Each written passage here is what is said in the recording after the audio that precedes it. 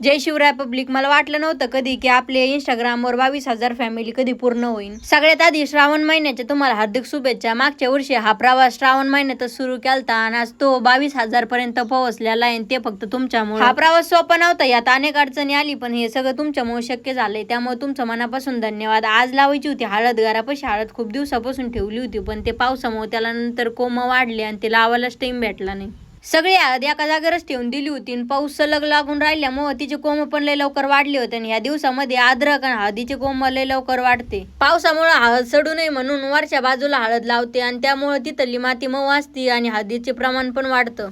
हळदीची साईज जास्त वाढली होती, त्यामुळे वारं आलं का ते लगेच लवंडत होतं, त्यामुळे तिथं जास्त माती लावा लागत होती. सगळी हळद लावून झाल्याच्या नंतर सगळ्या हळदीला माती लावून घेतली. परत एकदा थँक्यू. चालतंय मग फॉलो करून घ्या, असंच प्रेम राहू द्या. आणि बायोमध्ये यूट्यूबची लिंक आहे, तिथं जाऊन सबस्क्राईब करा. Bye bye.